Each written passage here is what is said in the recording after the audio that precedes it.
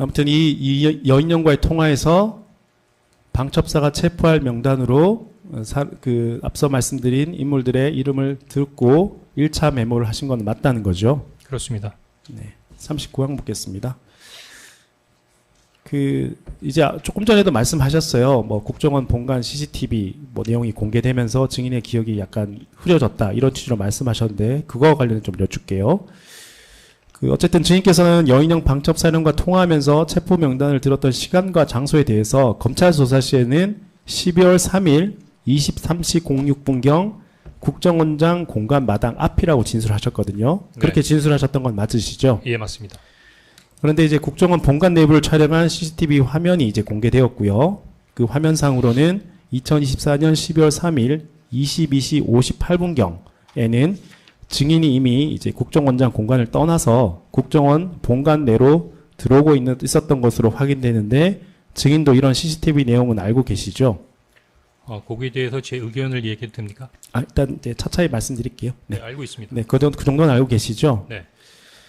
이제 검찰 조사하실 때 진술하고 이제 국정원 CCTV 이 장면이 좀 다르게 됐는데요. 뭐 이에 대해 뭐 말씀할 게 있다고 지금 말씀하셨는데 뭐 이게 어떻게 다르게 된 이유에 대해서 뭐 증인의 생각이나 의견이 있으신 건가요? 첫 번째는 아무래도 CCTV를 정확하게 보니까 11시 6분에는 제 사무실에 있었다라는 부분은 헌재에서도 이미 교정해서 진술한 바 있습니다. 다만 CCTV를 공개하면서 그때 헌재에서 헌재 원고 측에서 CCTV의 시간이 과연 정확한 거에 대한 질문에 대해서 당시 조태용 국정원장 측이 국정원의 CCTV는 GPS와 연동되어 있어서 정확하다 이렇게 답변한 바 있습니다.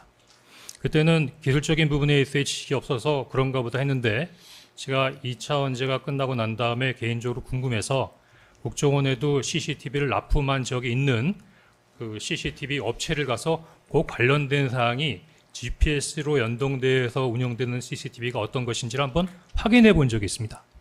그런데 CCTV라고 하는 것은 기본적으로 카메라하고 영상을 녹화하는 장치입니다.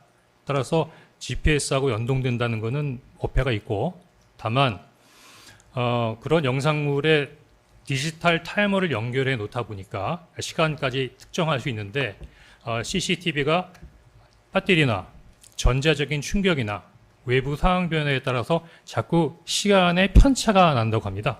그래서 그 시간의 편차를 보정하기 위해서 통상은 육안으로 주기적으로 시차를 조정하기도 하고 또는 최근에 나오는 것 같은 경우는 그 보정장치가 있어서 그 보정장치를 GPS와 연결하면 자동적으로 그 시간을 업그레이드 돼주는 보정장치가 있다는 뜻이군요. 그럼 무슨 뜻이냐면 CCTV의 시간은 다소의 편차가 있다는 뜻입니다. 그럼 결국 CCTV가 1분부터 약간 10분 정도에서의 편차가 있다고 하면 제가 사무실에서 국정원장 관저까지 차량으로 3분 거리에서 일어난 일에 대해서 얘기하는 부분인데 과연 1분에서 10분 정도의 편차가 있는 CCTV의 시간과 3분 거리의 이동에 있어서의 그 내용을 정확하게 분 단위로 체크할 수 있는가? 라는 부분이 제 개인적인 부분에 있어서의 의문입니다. 네, CCTV에 찍힌 시간이 과연 이제 정확한 시간인지 네. 그에 약간 의문이 있다라는 뭐 개인적인 의문? 이런 말씀인 건가요? 예, 그리고 두 번째는 제가 공관 앞 공터에서 메모를 했다는 부분이 있으면 공관 앞 공터의 CCTV를 공개했으면 될 텐데 공관 앞 CCTV 앞 공터의 영상을 보셨습니까? 보셨나요? 제가 보기에는 그 CCTV의 공개가 상당히 편집된 상태에서 편파적으로 공개된 것인가 아닌가 하는 의문도 갖게 하는 장면입니다. 네. 그렇다면 이제 좀 정리해서 여쭤볼게요. 어쨌든 이제 다시 띄워주시면 12월 3일 22시 58분경에는 이제 여인영 방첩사령관과 48초 통화를 하고요. 8분 후인 그 23시 06분경에는 2분 47초를 통화를 합니다. 그래서 어쨌든 이 통화에서 여인영 방첩사령관으로부터 이제 체포 명단에 대해서 들었다고 방금 증언하셨는데요. 그 지금 기억으로, 그러니까 뭐 CCTV 내용이라든가 이런 의문에 고려하지 마시고 지금 기억으로 언제 어디서 뭐 이 통화와 대비해서 여인영 방첩사령관과 어떤 대화를 했는지 한번 정리해서 말씀해 주실 수 있으신가요?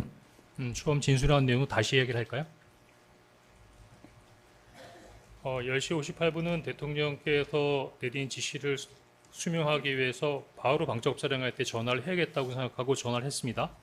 방금 그 검사께서 주소에 읽어주신 대로 부의께서 그러니까 부의께 전화를 드리고 부의께서 전화를 하셨고 대통령이 지원하라는 얘기를 하니까 방금 말씀하셨던 그 이야기를 얘기를 했고 그 다음에 국정원에서는 그 위치 추적을 포함한 어떤 체포나 체포 지원 요청으로 협조를 요청하는 부분이었는데 그 명단과 관련된 부분에 대해서 중간에 58분하고 23시 06분에 잠깐 끊어지긴 하지만 결국 이어져서 14명의 체포 대상자 명단을 전달받게 됩니다. 그리고 이제 20시 58분경에 그 통화를 여인영 방첩사령과 통화했다는 거는 아직도 이제 국정원 공간 앞으로 기억하신다 그 말씀인 건가요? 국정원 공간이나 아니면 이동 중이었던 것 같은데 제가 보기에는 그 부분에 대해서는 정확하게 매듭지진 않겠습니다. 네. 다만 23시 06분경 통화는 증인의 집무실에서 통화한 것은 맞다는 증언이신 거죠? 하여튼 저 통화는 다 국정원 청사 안에서 이루어졌습니다. 방금 말씀 국정원 총사라는 거는 국정원장 공간도 포함한 걸 그렇습니다. 말씀하는 건가요? 네. 39-3항 묻겠습니다.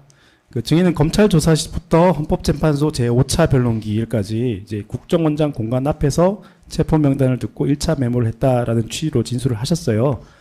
근데 이제 증인이 국정원장 공간에 있을 당시 통화한 상대방은 윤석열 전 대통령이거든요. 혹시 윤석열 전 대통령으로부터 체포 명단을 직접 들었던 것은 아닌가요? 아닙니다. 제가 그 부분은 헌법재판소에서 검찰에 진술할 내용이 일부 오류가 있다고 인정한 바 있습니다.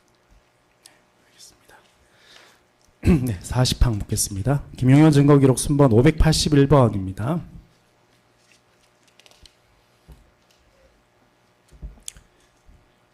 자, 이 부분은 2024년 12월 11일 이제 검찰 방문 조사 시 증인께서 이제 그 2차 가필 그러니까 14명 부분에 동그라미를 치고 16명 부분에 이제 삭선하신 메모입니다. 자, 이제 이 메모는 여인영 방첩사령관으로부터 전달받은 체포 명단 대상 명단 14명과 관련된 메모가 맞지요? 네. 자, 이 메모에 의하면 여인영 방첩사령관이 증인에게 당시 체포 대상자로 불러진 이름으로는 이제 이재명, 박찬대, 제가 메모에 있는 대로 그대로 읽어드릴게요. 이재명, 박찬대, 정창래, 우원식, 한동훈, 김민석, 딴지일보 김호준, 조국, 전 대법관, 전 선관위원장, 김명수, 김민웅, 민노총 위원장, 권순일 이렇게 14명을 기재했는데 당시 증인이 여인영 방첩사령관으로부터 들은 내용을 증인이 최대한 기억해내어 기재한 것이 맞습니까? 네. 자, 2024년 12월 5일까지 그러니까 일단 12월 5일까지로 여쭈겠습니다. 12월 5일까지의 이제 언론 보도를 서치해 보면요.